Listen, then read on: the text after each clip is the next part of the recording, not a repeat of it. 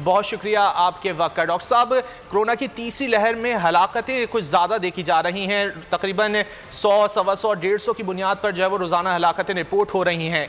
इतनी हलाकतों की वजह क्या बरतानवी वेरिएंट है?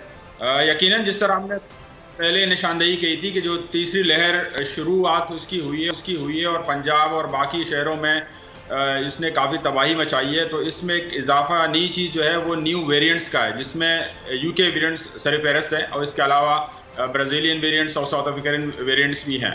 और शुरू में सिर्फ ये पंजाब की हद तक और केपी की हद तक महदूद था, लेकिन अब ये मालूम हो चुका है कि काफ़ी बड़ी तादाद में कराची और सिंध के जो शहर हैं इसमें भी ये यूके वेरिएंट्स बड़ी तादाद में इसका इजाफा हो चुका है और ये मुसलसल बहुत तेज़ी से फैल रहा है, क्योंकि जो नए वेरिएंट्स हैं ये पहले से मौजूद जो कोरोना वायरस है उससे ज़रा तेज़ी से फैलता है और ज़रा तेज़ी से लोगों को मुतासिर कर रहा है।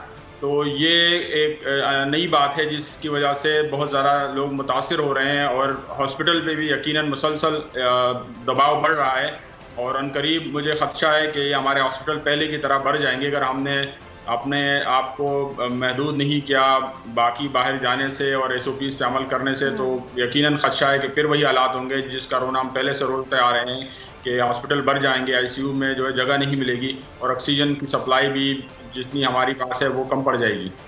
ठीक है प्रोफेसर साहब, ये भी फरमाइएगा कि जैसा कि कल असद उमर की जानिब से भी कहा गया कि कोरोना केसेस अगर इसी तेज़ी से बढ़ेंगे तो फिर लॉकडाउन की तरफ हमें जाना पड़ सकता है, तो आप क्या समझते हैं कि लॉकडाउन इसका हल है, इस तरह से केसेस को रोका जा सकता है?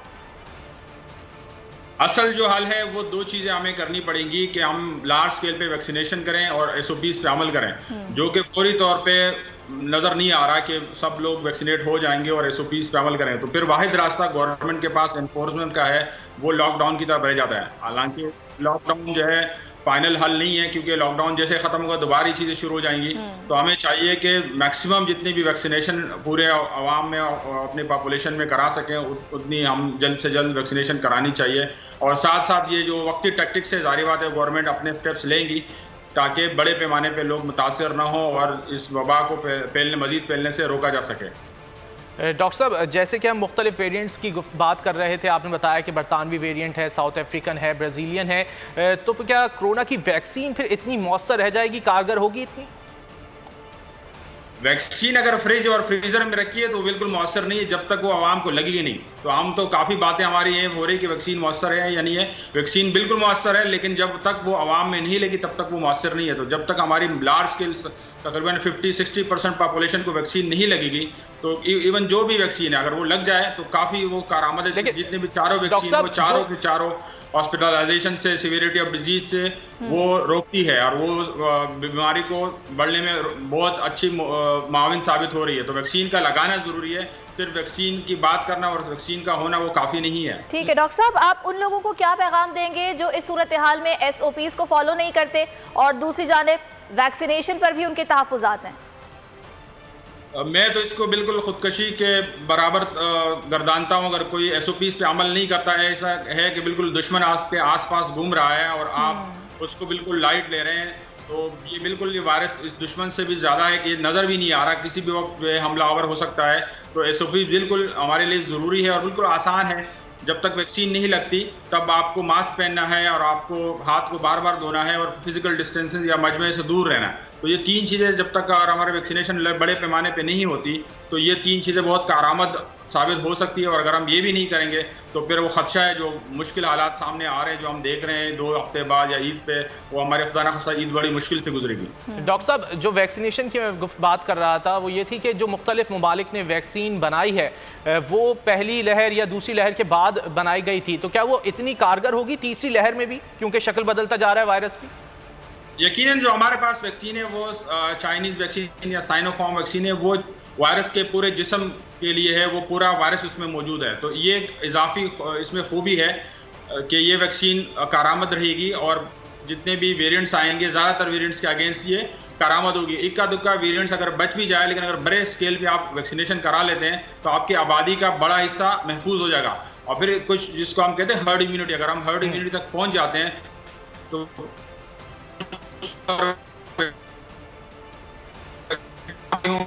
हमारी आबादी महफूज रहेगी। तो वैक्सीनेशन वाहिद हल है इसका कि बड़े पैमाने पे वैक्सीनेशन लगाई जाए। 60 से 70% आबादी जब तक वैक्सीनेटेड हो जाएगी तब हम जाके महफूज अपने आप को कंसिडर कर सकते हैं। ठीक है डॉक्टर साहब, यकीनी तौर पर जोर दिया जा रहा है वैक्सीनेशन पर, क्योंकि यही एक वाहिद फिलहाल हल है कोरोना का। ये कहिएगा कि ऑल ओवर द वर्ल्ड जो वैक्सीनेशन की जा रही है उसके रिजल्ट्स क्या सामने आए अब तक? जो वैक्सीनेशन बड़े पैमाने पे जो ममालिक कर रहे हैं, जिस तरह अमेरिका में रोजाना 3 मिलियन डोजेज लग रहे हैं, हमारे टोटल अभी तक 2 मिलियन भी डोजेज नहीं लगे हैं। 20 ममालिक वैक्सीनेट कर लेंगे तो जहाँ पे ये बड़े स्केल पे वैक्सीनेशन हो रही है वो वहाँ काफ़ी खतरखा नताइज सामने आ रहे हैं। इक्का दुक्का वाक़यात जो है वो मीडिया में हाईलाइट होते हैं, जिससे मतलब बड़े पैमाने पे कोई नुकसान नहीं है। जो रिस्क वर्सेस बेनिफिट का रेशो है वो बेनिफिट बहुत ज़्यादा है, रिस्क बहुत कम है। तो वैक्सीनेशन का बहुत फ़ायदा हो रहा है। जो ममालिक इसको सीरियस ले रहे हैं और अपने मुल्कों में ये वैक्सीनेशन लगा रहे हैं तो उनको काफ़ी फ़ायदा हो रहा है, उनकी आबादी महफूज होती जा रही है। डॉक्टर साहब, बच्चों के लिए कितनी ज़रूरी है ये वैक्सीन, क्योंकि बच्चे भी अब खास मुब्तला हो रहे हैं कोरोना में?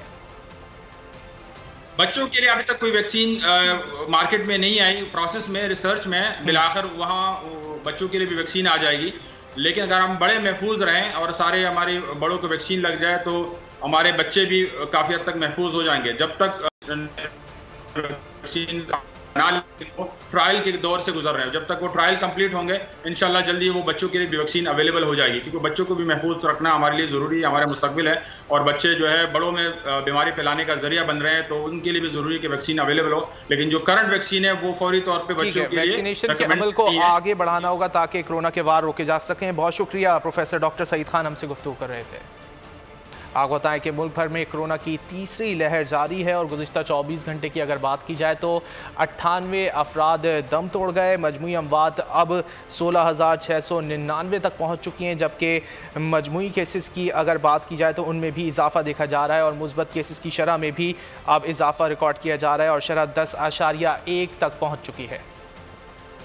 ए नूरे खुदा नूरे बसीरत की तलब है, रमजान का सदका तेरी रहमत की तलब है। मख्फी हैं इसी माह में रहमत के करीने, गर्दाब से निकले हुए बख्शिश के सफीने, गोया है तेरे इश्क में हम सब बराबर, मजलिस को तू गुलदस्ता फिरदौस बना दे, रिंदों को सनाए शहलौलाक पिला दे, तू शम्मे कलम को यदे बैज़ाई अता कर, बच्चों को तो इफ्तार में तस्नीम अता कर।